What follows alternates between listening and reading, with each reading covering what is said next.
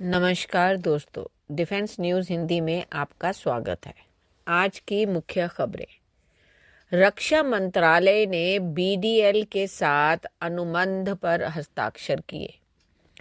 रक्षा मंत्रालय ने भारतीय नौसेना के लिए मध्यम दूरी की सतह से हवा में मार करने वाली मिसाइलों यानी MRSAM की आपूर्ति के लिए भारत डायनामिक्स लिमिटेड BDL के साथ लगभग 2,960 करोड़ रुपए की लागत से एक अनुबंध पर हस्ताक्षर किए हैं।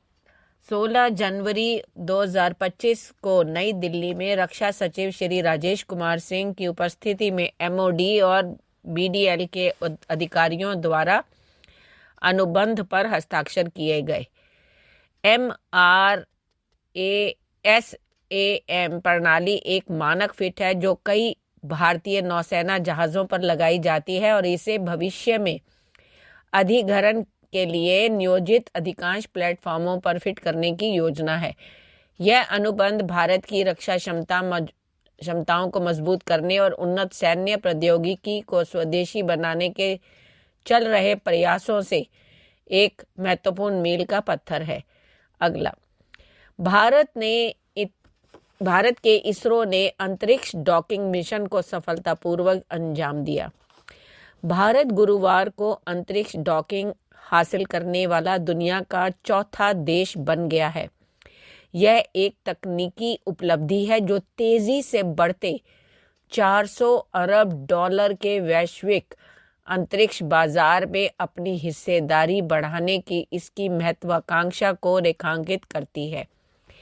भारतीय अंतरिक्ष अनुसंधान संगठन यानी इसरो के प्रवक्ता ने बताया कि भारतीय समयानुसार सुबह करीब 9 बजे भारतीय अंतरिक्ष अनुसंधान संगठन इसरो ने बहुप्रतीक्षित अंतरिक्ष डॉकिंग प्रयोग यानी स्पेडेक्स को अंजाम दिया। अगला, पाकिस्तान ने भारत द्वारा लगाए गए आरोपों को निराधार बताया। पाकिस्तान ने बुधवार को भारत के रक्षा मंत्री राजनाथ सिंह और थल सेना अध्यक्ष जनरल उपेंद्र द्विवेदी द्वारा लगाए गए निराधार आरोपों और निराधार दावों को खारिज कर दिया। सिंह ने मंगलवार को पाकिस्तान पर आतंकवाद को प्रायोजित करके भारत को अस्थिर करने के लगातार प्रयास करने का आरोप लगाया और कहा कि उसे पाकिस्तान के कब्जे वाले कश्मीर में अपने आतंकी ढांचे को खत्म करना चाहिए या परिणाम भुगतने होंगे। सोमवार को भारतीय सेना प्रमुख जनरल द्विवेदी ने कहा कि पाकिस्तान आतंकवाद का केंद्र है और जम्मू कश्मीर में हिंसा का चक्र उसी देश से संचालित हो रहा है, जबकि उन्होंने केंद्र शासित प्रदेश में समग्र स्थिति को दृढ़ता से नियंत्रण में बताया। बुधवार को एक बयान में पाकिस्तानी सेना ने भारतीय सेना प्रमुख की इस टिप्पणी को खारिज कर दिया कि पाकिस्तान आतंकवाद का केंद्र है। अगला, अमेरिकी कंपनी GE वर्नोवा से 112 मिलियन अमेरिकी डॉलर का बहुवर्षीय ऑर्डर मिला। आजाद इंजीनियरिंग ने बिजली उत्पादन उद्योग में अपनी वैश्विक मांग को पूरा करने के लिए उन्नत गैस टरबाइन इंजनों के लिए अत्यधिक इंजीनियर, जटिल घूर्णन और स्थिर एयरफॉइल की आपूर्ति के लिए GE Vernova international LLC USA के साथ एक दीर्घकालीन यानी 6 वर्षीय आपूर्ति समझौते पर हस्ताक्षर किए हैं। अनुबंध के इस मौजूदा चरण का मूल्य $102 यानी 112 मिलियन या 960 करोड़ रुपए कह सकते हैं का है।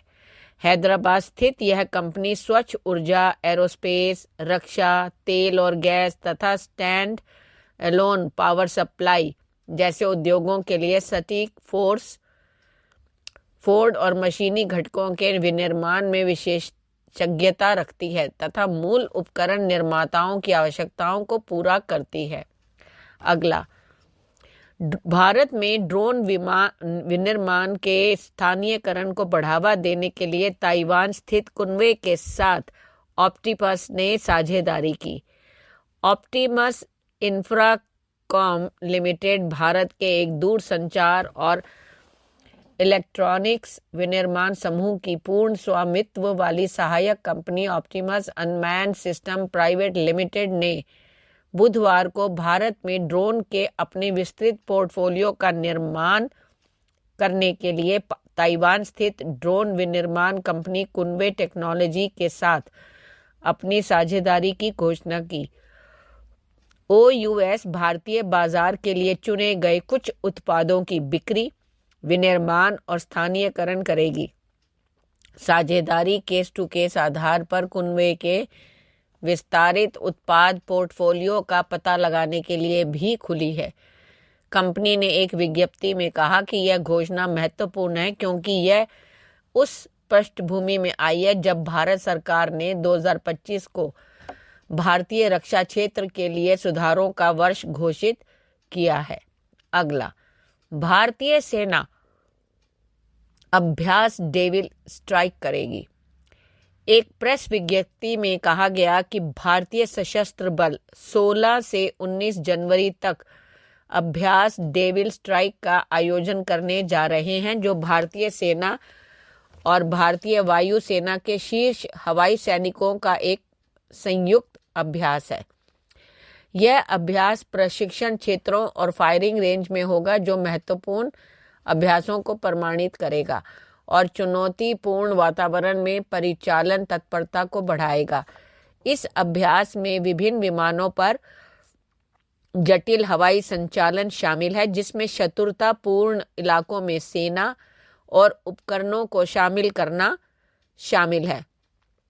अभ्यास में रसद भरण रणनीतियों के आकलन और परिशोधन पर ध्यान केंद्रित किया जाता है ताकि यह सुनिश्चित किया जा सके कि सैनिक अत्यंत चुनौतीपूर्ण परिस्थितियों में भी अच्छी तरह से सुसज्जित और परिचालन में रहें। अगला, भारत ने इजराइल और हमास के बीच गाजा युद्ध विराम समझौते का स्वागत किया। भारत ने गुरुवार को इजराइल और हमास के बीच गाजा युद्ध विराम और बंधक रिहाई समझौते का स्वागत किया। इस समझौते की घोषणा गाजा में 15 महीने के संघर्ष के बाद की गई है। अपनी प्रतिक्रिया में भारत ने उम्मीद जताई है कि इस समझौते से गाजा के लोगों को मानवीय सहायता की सुरक्षित और निरंतर आपूर्ति होगी। अगला, भारत का पहला निजी उपग्रह समूह लॉन्च किया पिक्सल ने। बेंगलुरु स्थित अंतरिक्ष स्टार्टअप पिक्सल ने बुधवार को देश के पहले निजी पृथ्वी इमेजिंग उपग्रह फायरफ्लाई को लॉन्च करके इतिहास रच दिया, जिससे हाइपर स्पेक्ट्रल इमेजिंग की तेजी से उभरते क्षेत्र में शानदार प्रवेश हुआ। स्पेसएक्स रॉकेट ने पिक्सल के 6 फायरफ्लाई उपग्रहों में से 3 को प्रक्षेपित किया, जो विश्व के उच्चतम रेजोल्यूशन वाले वाणिज्यिक ग्रेड हाइपर स्पेक्ट्रल उपग्रह हैं, जिनमें 150 से अधिक बैंडों में पृथ्वी का निरीक्षण करने की क्षमता है। ये एक ऐसी तकनीक है जो कृषि और रक्षा जैसे विविध क्षेत्रों में उपयोगी है। धन्यवाद।